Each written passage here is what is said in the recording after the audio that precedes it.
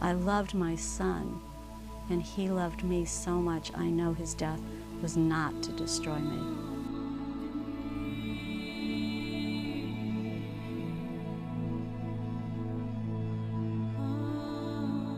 We'll all experience some profound loss. I'm sure you all have. I hope it's not your children. I hope it's more of a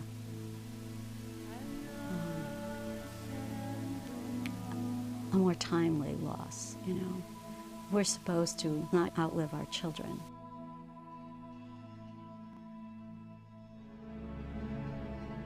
You live an insulated life. You assume you're in charge. You assume you know what's going on. You have your hopes and your plans and all of that. And I was a plan person.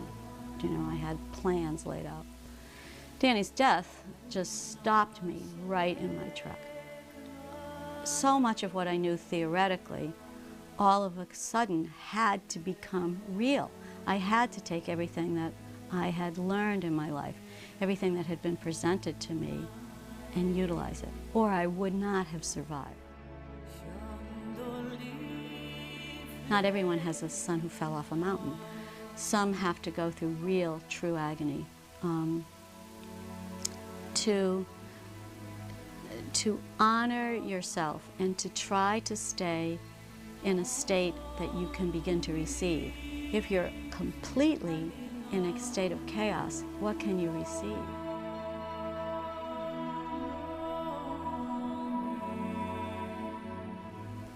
I agonized and tortured myself through the nights before I actually saw him.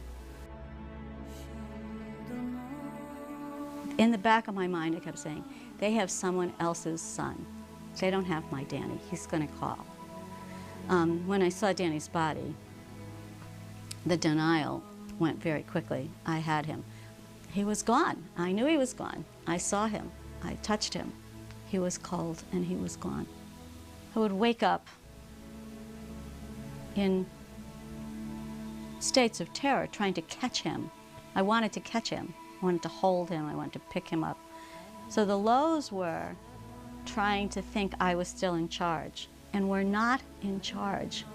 We as human beings are not in charge.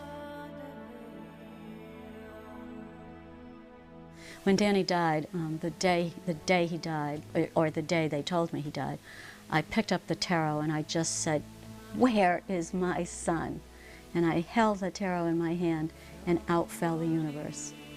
And I went, oh, of course, that's where my son is, in the universe, as I am.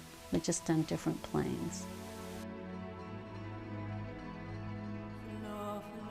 If someone had shot and killed Danny, I would have felt anger. Danny was climbing a mountain that he loved. You know, he was climbing, doing what he loved, and he simply died. So who would I be angry with? If you were to think of your children, and I think of the mothers who have lived through the gang shootings or the suicides or the drug overdoses or this war, those women, those people, I'm sure, go through a huge stage of grief. I was lifted beyond that because I actually went to the site where he died. I experienced that there was nothing to be angry for. I just knew if I looked at the universe and the way my child could have died, what could I have asked for more? I didn't see him suffer. He didn't die of cancers.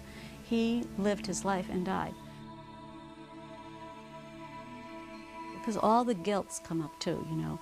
Oh, if I had only done this, if I had done that, if I had given him this, if he had, you know, all that goes through. Those are things that lead to agony.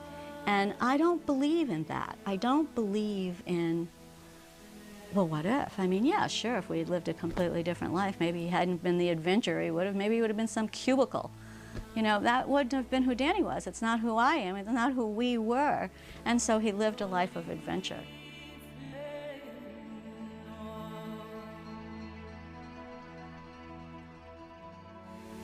So, you know, the lows came in lots of things. The lows came in the Christmas box that I opened up.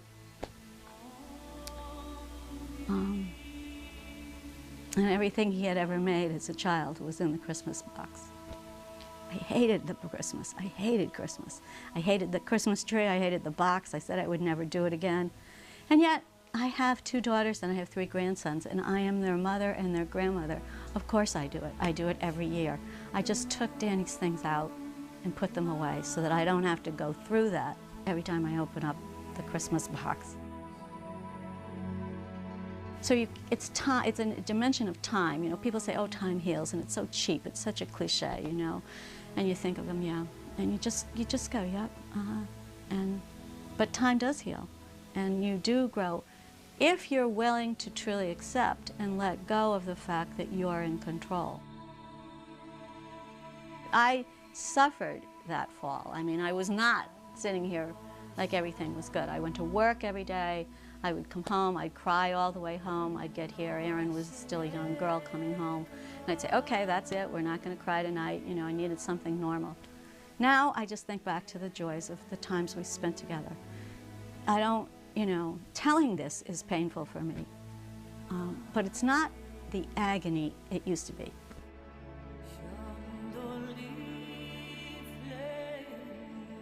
And I believe in cycles, and when Danny was gone 7 years, that cycle was very clear to me that Danny was gone. This is not, I'm not going to cease, I'm going to continue, and that I have a responsibility to Danny to make something of quality from his death.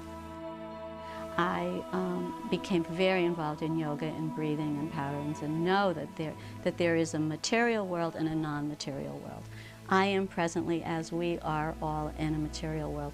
Danny is in a non-material world. I mean, I didn't know what it was taking me to, and I don't know what it will ultimately end up as, but it's given me all of the opportunities to grow, to take the richness of all of my belief systems and live it.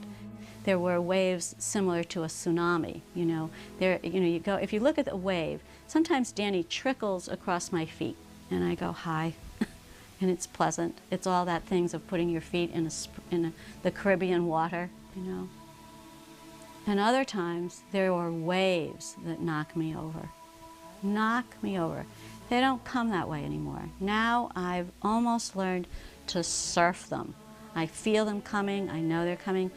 This is intense. This is intense. I have to go outside when this is over, get grounded. I take a little rescue remedy, you know, I take myself and I go back and I go, you got a lot ahead of you today, there's a lot going on. And that's what the Buddhists gave me. The acceptance, the strength to know it was impermanent.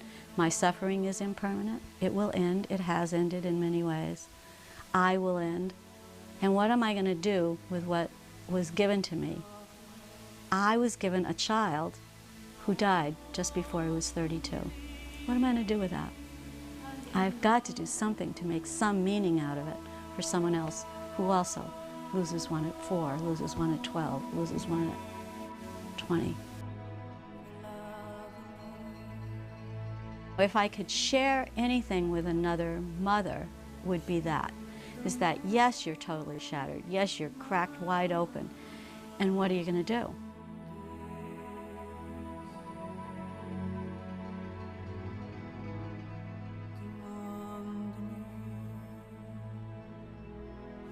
I believe if you can truly accept that your life does have meaning and all the events of your life have meaning, that even the horrific becomes an ability to grow.